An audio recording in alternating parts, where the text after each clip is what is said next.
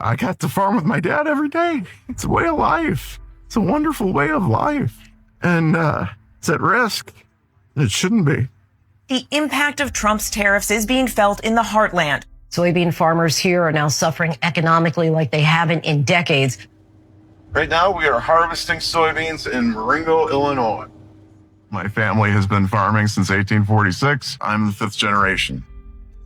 We're a grain operation. We grow corn, soybeans. I am a product of the pioneers. It's history. You don't let that go.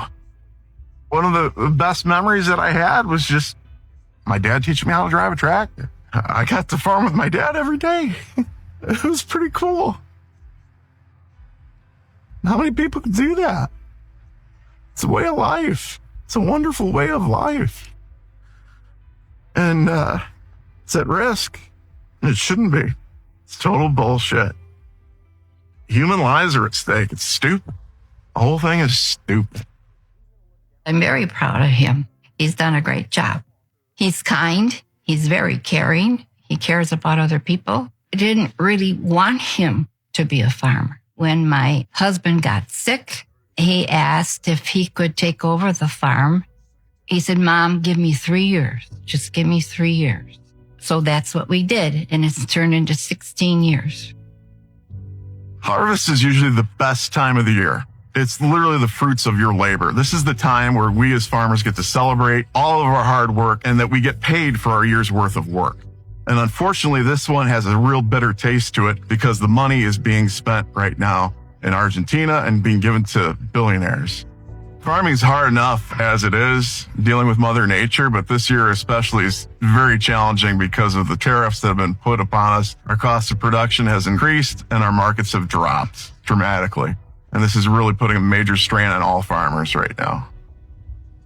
If anybody who's not a farmer and they say, well, what do I care about what's happening with farmers? What does that matter? Well, in Illinois, 20% of all jobs revolve around agriculture. And when farmers have money, we spend it. And we spend it on really big, high-ticket items like combines or tractors, all of whom are made in major Rust Belt areas.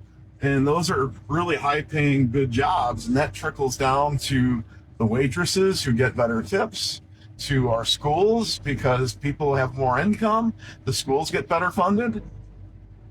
And right now, we're just in a major holding pattern because we have no income. The American people are hurting right now. The farmers are hurting right now. There is absolutely no reason for this. Our grain prices are down. We have tariffs. We have a bumper crop. We don't have people to sell it to. China hasn't bought one of our beans. We don't have those markets anymore because of the tariffs. I'm looking at the commodity prices and where they're at, which is how I get paid. I'm having a real difficult time trying to give a positive outlook for 2026. When President Obama was in office, we had a wonderful jolt of energy because we had an administration that said, we're going to have advanced biofuels power our country. And then Trump got in there and decided to have his trade wars again and everything else and to roll back all those environmental protections, and the ag economy started to tank. Joe Biden gets in there again. Hey, we're going to have advanced biofuels. We're going to have airline fuel that comes from corn-based ethanol. What happened? Prices went up again, up to an all-time high, right where they were. Trump gets back in there again. We're going to have a trade war, and boom, prices are tanking again. President Trump is said to be considering a bailout of at least $10 billion for farmers. That may be too little too late. We don't want a bailout. We want a market. Bailouts are Band-Aids. We aren't even made whole off of this. That's money that should be going towards senior citizens. That's money that should be going for the Affordable Care Act. That's money that should just be going to regular tax cuts for normal Americans and not billionaires. What he is doing is destroying our markets. And when those markets disappear, we're not going to get them back. We need to have a new policy. We need to have an ag policy that works for farmers again. And we know what works. We have to be able to make a living doing this. The years that we do the best are when our products are in demand. And our products, overwhelming for the history of this country, are in demand when we have a strong export market. And we have to keep those markets alive. We have to do that. And this administration isn't doing that. People came to this country for opportunity. Opportunity equal land. And we're giving that up. And it's wrong. It's absolutely wrong. Part of the reason why the greatness of this nation is because we take care of people, and there's values of the family farm that need to be upheld. And it's good for America. We saw a lot about farmers in the United States of America who are crying due to Trump's policies. But in today's episode is going to be a different story. Imagine your great-great-grandfather passed your farm to your great-grandfather, and also your great-grandfather passed your farm to your grandfather passed your farm to your father, and your father passed the very same farm to you. And now you are about to sell that farm due to the policies of this person that you voted for. Wouldn't that be sad? This is literally what is happening to people of the United States of America. People in Alaska are selling off their products on a very cheap price due to the losses they are meeting in their farms. They are no longer making any profit, not even a neutral, not even the cost that required them to cultivate their crops due to the policies of a president that they elected. So let's watch the whole video. And please, as you're watching, remember to put your comments in the comment section. Like this video if you find it to be interesting. Subscribe to this YouTube channel if you have not yet subscribed. Let's meet again as I make my final commentaries. Trump says, be patient. The farmer's going to be better than ever. Well, you better hurry up. So that's a guy named Franz Rowland, and he's been farming for 40 years in Georgia. And it's really this next thing he said that just completely blew my mind. We've lost our market share, our trade to China. I don't know who dropped the ball in Washington to allow these prices, this trade to diminish like it has. But somebody dropped the ball. Somebody wasn't looking out for us. This dude is a soybean farmer and has been for 40 years. It's his life. It's his business. And he has no idea, literally no idea why China won't buy our soybeans. Seriously. There's a 16-year-old kid somewhere scrubbing the bottom of a toilet in the back of a Hardee's that can tell you why China isn't buying our soybeans. How does a big-time soybean farmer not know that? And by the way, if you remember, they were supposed to start buying our soybeans again. They never did. They never did. Yeah, with that whole deal they made a few months ago where they fixed everything and they were like, okay, they're going to buy soybeans now. They still haven't yet bought any. I've talked a lot recently about how the billionaire and ownership class in this country is buying all the media, social media, all the TV stations, everything so they can completely control all the message. And that is exactly why a 40-year soybean farmer doesn't know why China isn't buying soybeans. Because he's not watching the news. He's watching the, Trump propaganda network. I don't know what he's watching. And he's literally trying to find anyone else in Washington, D.C. to blame for Donald Trump's trade war against China. And oh, by the way, China stopped buying our soybeans completely the first time Donald Trump was president because of a trade war. I have no idea how someone operates a business for 40 years and has absolutely no concept or idea of how your business is impacted by policies, whether they're local, county, state, or federal. That's literally the most important thing you need to know. I don't know what it is about this guy. I really want to feel bad for him, but I can't. I can't. if you're that irresponsible to not even know what is happening to your business. We have farmers. I love farmers. I won 80%, 85% of the farmers. Down. You have no and business I love being them, a and farmer. I'm never going to do anything to hurt our farmers. Shut it down. 3 weeks later. This are driven by supply and demand. We'd like to say it's all tariffs. Tariffs has a lot to do with it. Soybean prices are dictated by supply and demand. Because of the 20% retaliatory tariff imposed by China, Gilkinson says China has turned to Brazil and Argentina for their soybeans. He emphasizes this is bad for business because the largest importer of U.S. soybeans has yet to buy any. Example of media malpractice. It's this CNN clip where this soybean farmer is talking about how bad things are right now. Watch. In a difficult farm economy, and then the trade war started, and that's taking things from bad to worse. And now our biggest export customer, China, has not purchased any soybeans from this year's crop. That equates to about 25% of the whole American soybean crop this year. And we desperately need that market. And unfortunately, we're in a standoff right now.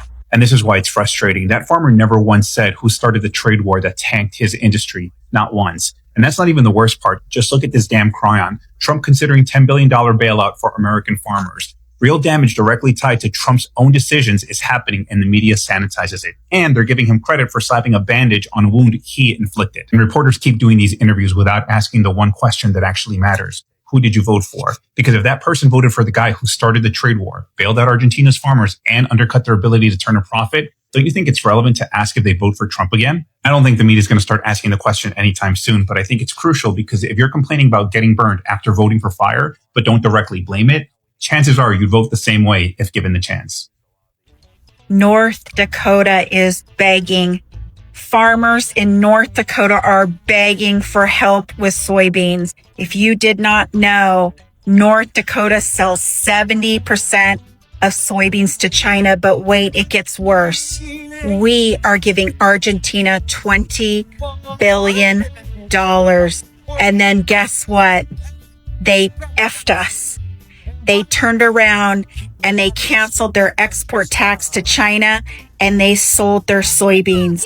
Also, China has bought soybeans from Brazil, Argentina, and they have multiple year deals. We have sold $0 of soybeans to China from North Dakota or any other state. Yes, North Dakota voted for Trump, not once, not twice, but 3 times. They are begging for help. We are giving another country $20 billion, and we stole lunches from kids. We stole cancer research from kids. We are stealing health care from American citizens who actually pay taxes. And we are giving almost $5 trillion of tax cuts to billionaires over the next 10 years. So when you think, oh, I don't want to pay for your health insurance, that's not what you're doing. What you're doing is giving money to other things and other countries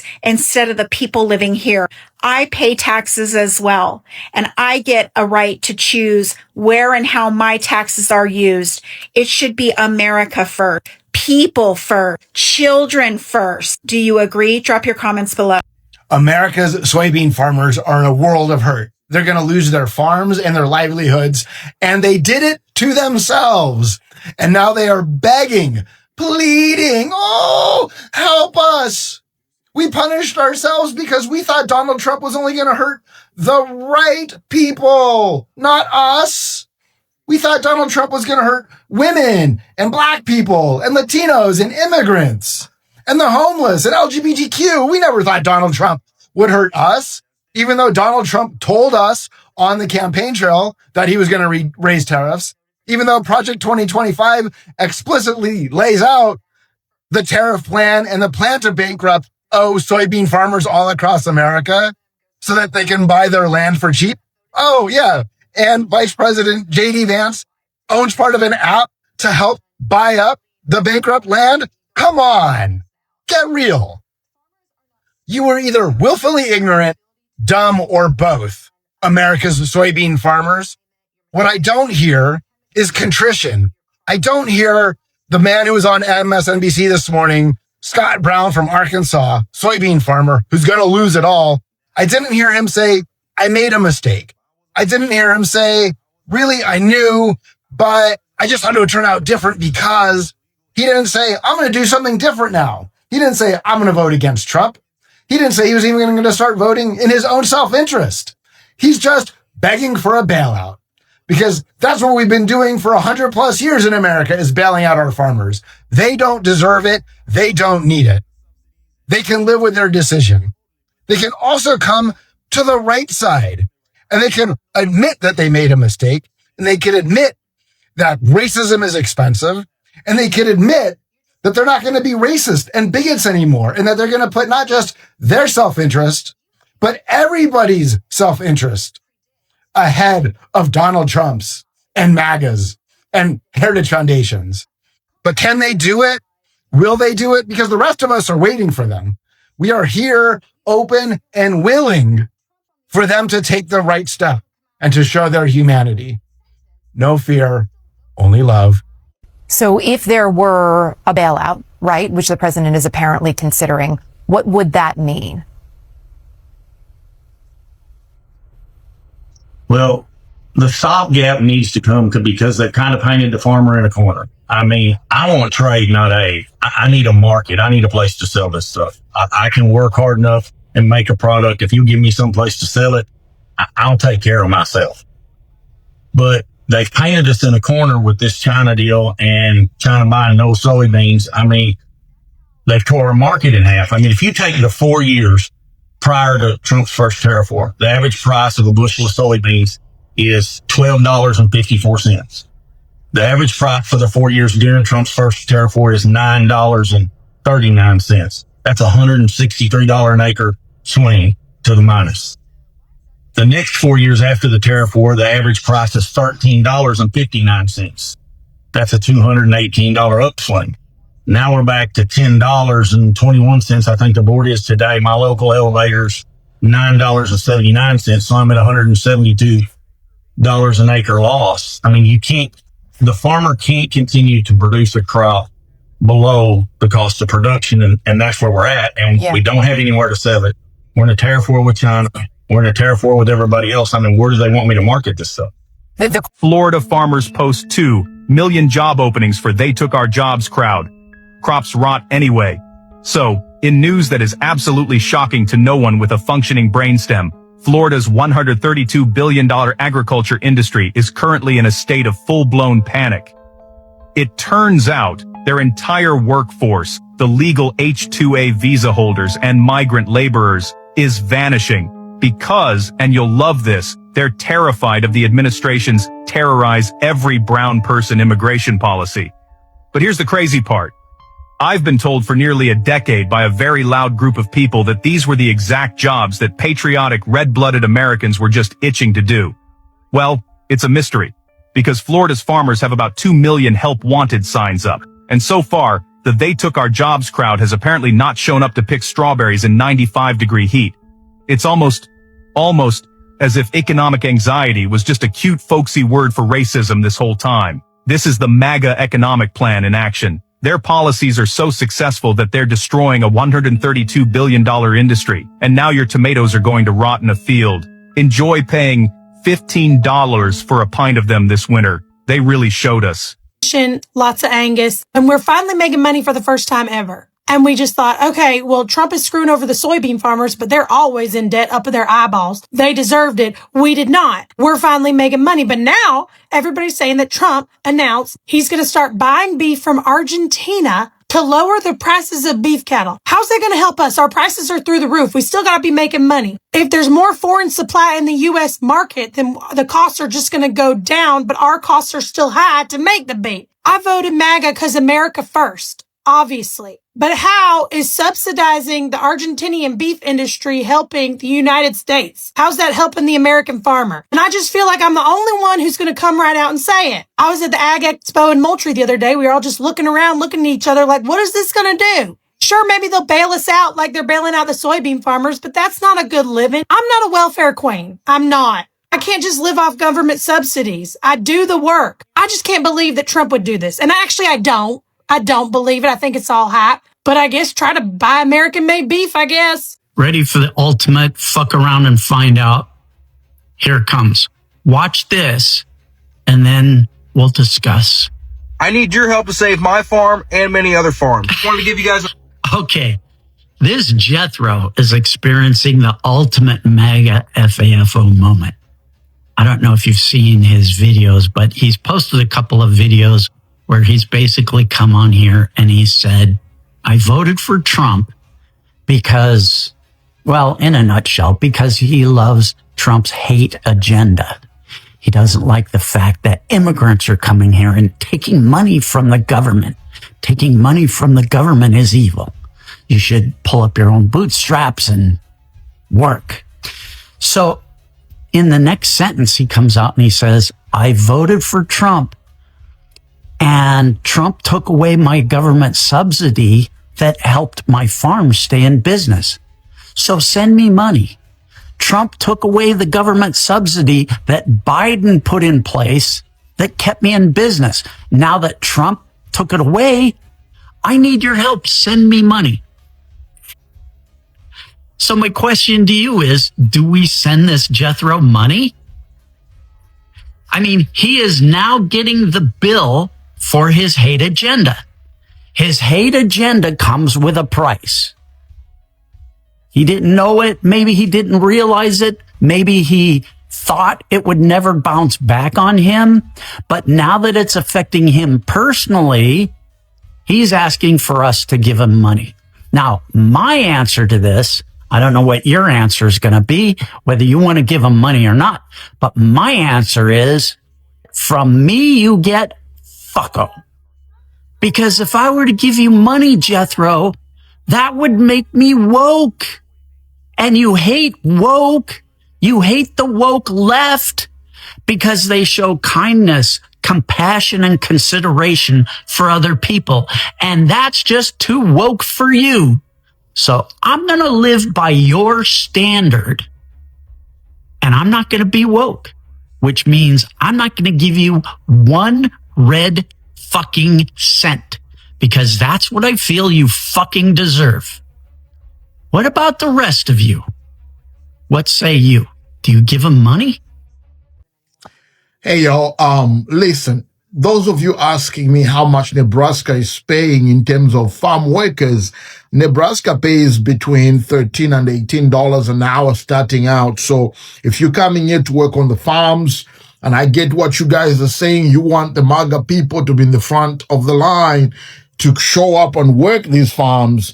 But I want you to know this situation is serious because, you know, Nebraska is one of the top meat producers in the country. So if you want to keep eating them leaves and filet mignon and New York steak and so on and so forth, somebody got to work these farms. They're not going to work themselves is all I'm saying. Look here.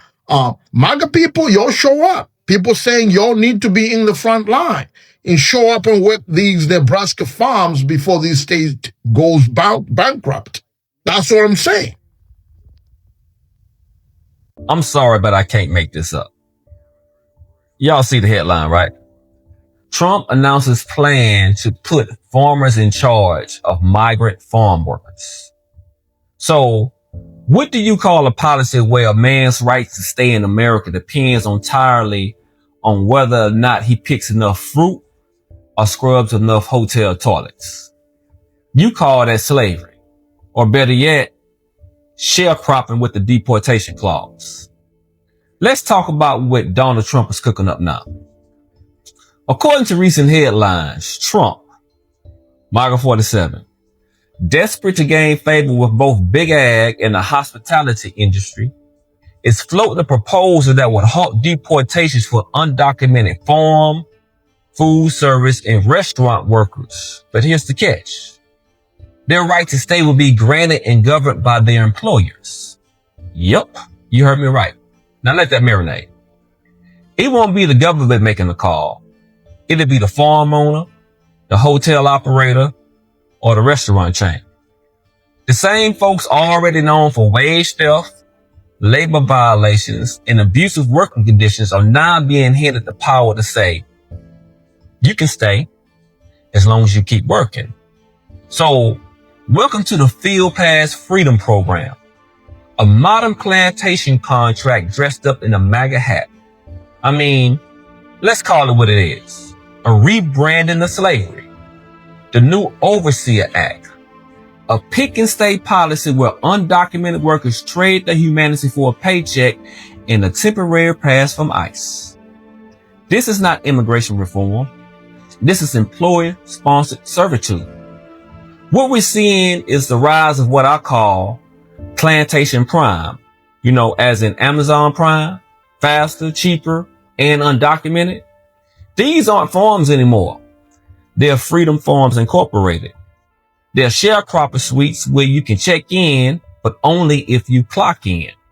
The so-called land of the free is now giving business owners the power to decide who's American enough to mop floors or pick watermelons. Let's think back. Sharecropping didn't end with a handshake. It ended with blood, struggle, and federal enforcement. And now, decades later, we're watching the same cycle spin back under a new name. And let's be real. If these were white European immigrants, this wouldn't even be on the table. But black and brown bodies, exploitable, expendable, and invisible, it's the same game, just updated for 2025. So here's the real question. Are we watching the return of slavery in real time? Will we sit silent while 47 hands out overseer badges to farmers and hotels execs? Or will we call it what it is? Economic bondage, state-sanctioned servitude, and a dangerous precedent that puts profit over people and power in the hands of those least accountable. The plantation never closed, y'all. It just got Wi-Fi and a corporate sponsor. So keep in mind, this is a Very Frank podcast. In today's headshot, Field Pass Freedom ain't freedom at all. It's a leash. If you like this comment, share this video, give me a follow, give it a like. And again, thanks for watching, and I'm out. I know most of you don't understand this problem or how big and how effective this problem is. Now it's no longer about money. It's no longer about cash or profits. It's about the family's pride. The pride that is rooted into the farm and generational things that your family is remembered on. The farm has been there as asset of a family for hundreds of years. And now, because of a problem of one person, you are selling off that farm. It's no longer about the profit. It's about how effect that is going to have on you. Just because when you have something that is passed from your father or from your great-grandfather, that thing is not cared on not only because it provides profits, but it will also remind you memories. It has a lot of things that it can remind you. You can remember when you were a child and your father maybe asked you to do your first work at the farm, and that will never go anywhere. There is a memory you can never buy anywhere. There is a memory that is between you, your farm, and your parents or great-grandparents, depending on where that farm came from. And now imagine that thing which keeps a lot of memory for you is being sold out, is being sold just because of the policies of a person you elected. Very sorry for people of United States of America, especially these ones who are owning these farms. But also, I have this question. Who to blame? Do you think you blame a president who told you what he is going to do for you? President Trump clearly were on rallies saying that he was going to chase away illegal immigrants, make America great again, without telling the people how. But people will have thought, how is he going to make America great again? How do you make a country, a big country of America, great again? It's simply by increasing the tariffs, increasing the taxes, taxing the people who were not being taxed, or even taxing more the people who were taxing less. And then there comes farmers who he thought were also being taxed less. But he forgot something very important. Even though he's taxing or imposing these taxes on them, but also he is he is deporting illegal immigrants who used to work in those farms. And now two problems, they are meeting to one point. Do you know what happens to that point? Which happens to be a very low state income farmer who is out there in Alasaka, who doesn't know anything going on with the debt of United States of America or big American bill, or, you know, about the budget that US military is spending, or how much money that Donald is going to donate to Argentina, or, you know, how much money he is going to give to Israel to fight the wars that American people don't actually even know about. The very same person who don't have any story of what's going on behind the scene is the one who is going to bear the effects of how a president thinks things should be done. But also, I come on that person again. He is the one who voted for that president. So I put every single problem to that same point, a farmer. So as I'm ending this video, let me leave you with this question. Who to blame in this game? Do you think you blame farmers, or you blame President of United States of America, Donald J. Trump, over his policies, which he mentioned first before he was voted? Let's discuss that in the comment section. And as you find this video to be interesting, please remember to leave a like. And also, if you have not yet subscribed to this YouTube channel, remember to do so. Remy was here reporting to Newsroom Daily. Let's meet again in the next video, which is coming very soon.